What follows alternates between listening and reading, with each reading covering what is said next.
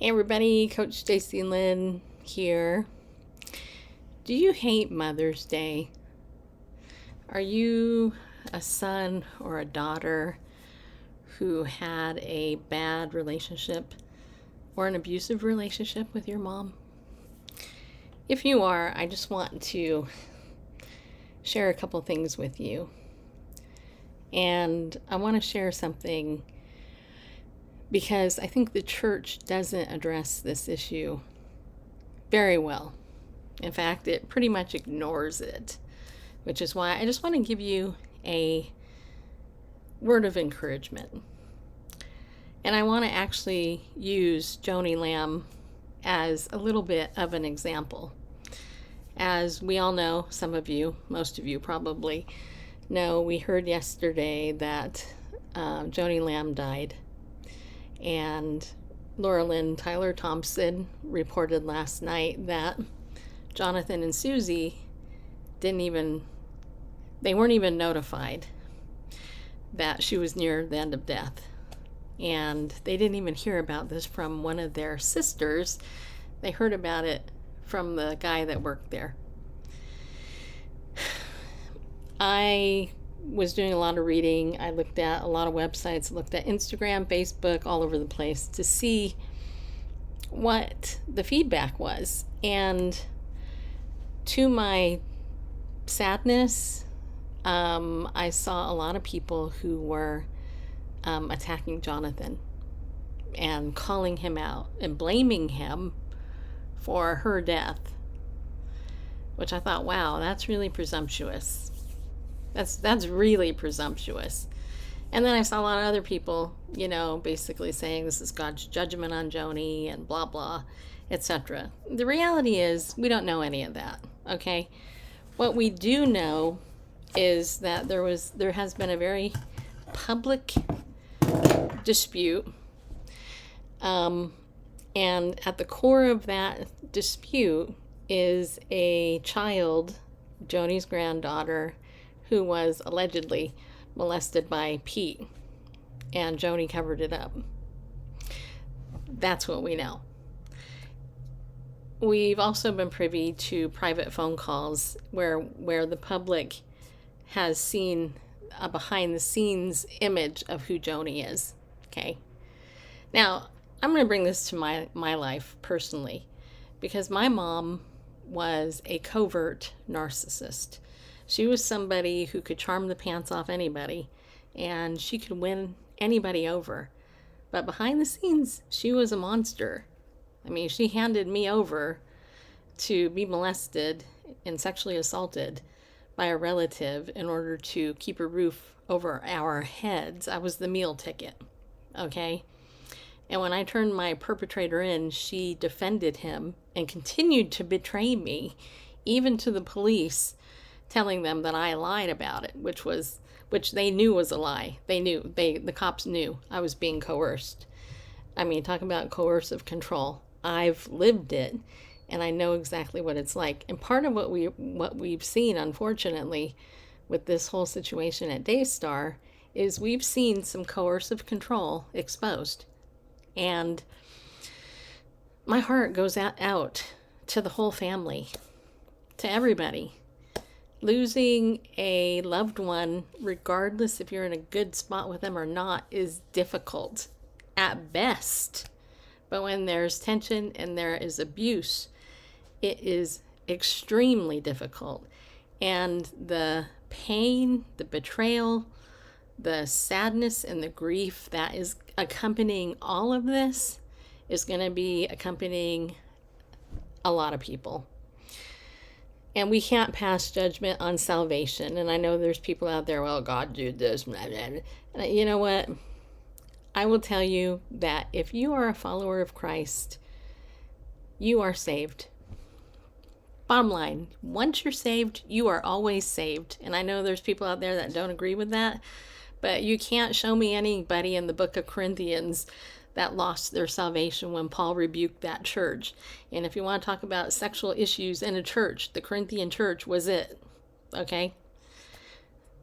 So, getting back to the point, though, about Mother's Day, we need to really pray, all of us do, for that family.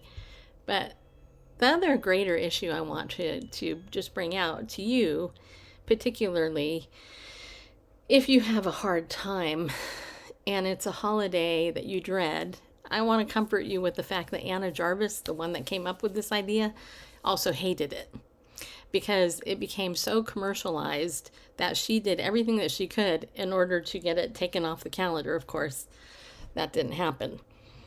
But the church doesn't address this issue. You have women who have lost their mothers in the church as well as sons. You have post-abortive women sitting in your church. You have barren women sitting in your church. That would be me. You have women and boys or men who have had abusive relationships and have been severely abused by their mothers sitting in the church. But all the church does is say, oh, here's a flower, everybody. And they never address it. It drives me crazy. And for years, I boycotted Mother's Day at church. My husband knows. He's like, nope, you don't have to go. And I'm like, I'm not going. You cannot make me go to church on Mother's Day. It's like the worst day of the year, because there was zero empathy for people who had a bad situation there. I remember, in fact, I remember one year talking about this on Facebook, and I got so much pushback. Literally, I had people say this to me. Pay attention to what I was told. I was literally told from women, why don't you shut up? Why don't you just let the rest of us celebrate our mothers and have a good day? We don't care about what happened to you. And you know what? That is really the prevailing attitude, because women and sons who have had a loving, doting mother, they have no clue what it's like to have to grow up without a nurturing, loving, kind mother. My mother told me she wished I was never born throughout my life. My mother betrayed me at levels that no mother ever should. Does that mean I hate my mother? No, I actually forgave my mom. I walked with her through cancer to the end of her death, but it doesn't mean that I can't hate Mother's Day. It just doesn't mean that. I have a right to not like Mother's Day. I always wanted to be a mom. I'm barren, in part because of what my mother did to me. All of that trauma impacted me, and my doctor told me that. So how do you deal with it if you do have a bad experience? I will tell you, very compassionately, courageously, and slowly. You are okay.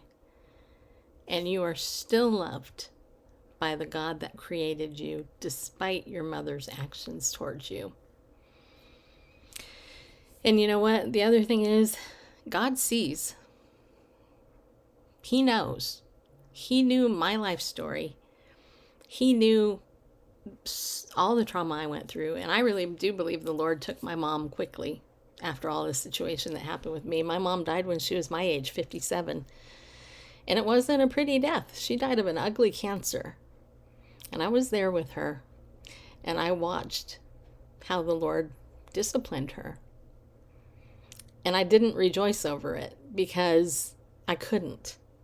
And most of us who've been abused by our mothers have a lot more compassion than they did. So I had to learn over the years to learn to be compassionate towards myself. I had to get to the place where I could actually see the magnitude of what really happened to me. And honestly, it's only been in the last 5 years I've seen that, even though I've been in therapy and all that for a long time. This year is the very first year that I haven't dreaded coming up to the day. I didn't even know Mother's Day was Sunday until Dr. Romney said it the other day. I was watching her interview Valerie Bertinelli about her experience with narcissistic abuse.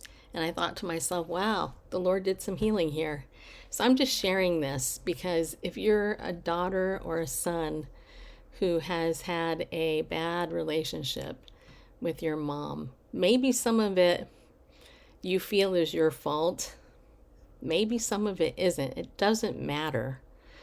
What matters is that you're still loved and that you are able to speak the truth about what happened. A lot of people are mad that Jonathan and Susie have exposed Joni. Now, I don't know anything about Joni's background. I do know that Daystar has platformed a lot of false teachers. I don't think that's cool at all. I call them out here, as some of you know. But that doesn't change that son and mother dynamic and the betrayal there. You know, the Bible warns us. It says the love of money is the root of all sorts of evil. And that can include some of the abuse we've seen. You know, the important thing is to find safe people and to realize that God is safe. God isn't the problem. God is the solution. And He loves you. And if your mom was like mine and said that she wished you were never born, and I know there are some of you out there that's been the case, I go to Psalm 139. God fearfully, He wonderfully made you. He knit you together in your mother's womb. My mom tried to abort me. I was born 6 weeks premature. I was 4 pounds. I actually have scar on my clavicle. And I was prematurely born because my mom smoked and she was doing things to try to miscarry me. She actually told me if abortion was legal, she would have done it. But God is good. Here I am. I've been able to bless the world with my presence. That's supposed to be funny, people, for all these years. But the point is it took me a long time to get to that place where where it got really into my heart that I was worth it, that I was loved. And the Lord has put loving people in my life, and He will do that with Jonathan and Susie too. And the rest of those kids. I mean, if what we've seen from Jonathan has been put out there, there's no doubt other stuff, right? But again, we don't know Joni's story. At least I don't. I haven't read her book. And the point is that it's sad, period. It's tragic. It's sad. It's fruit that we all live in a sin-sick, fallen world. So this Mother's Day, if you're hurting, I just want to let you know, I care. If you want to reach out to me, I have a link. You can set up an appointment with me, or if you want to leave a comment here and tell me your story, I'd love to hear it. Because I know that it's hard to tell your story. In fact, I gave my testimony in front of my former church last year, a couple years ago. And I, for the first time, shared that my mother put me into family sex trafficking. You know, that is hard to say. It is hard for me to say that because my life wasn't all bad. But that type of abuse is betrayal, and it really messes with you, you know, and it is bad. My mom was horrible. She was a horrible, horrible, horrible person. She was. And anybody that actually knew her, really knew her, knew that. But she was also redeemable. The Lord redeemed her. So, you know, I believe she's in the heaven now because she said she believed in the Lord. And I saw a little bit of fruit of that near the end of her life. So, you know, today, just know that you're seen, you're valued. If you want to be heard more by me, you can hire me to coach you if you want. And just know that healing is possible and that it's okay to be sad. It is okay to hate Mother's Day. If you don't need my permission for that, but if you do, you got my permission. And you can tell somebody, Stacy Lynn Harp said it was okay to hate Mother's Day. You can blame it on me.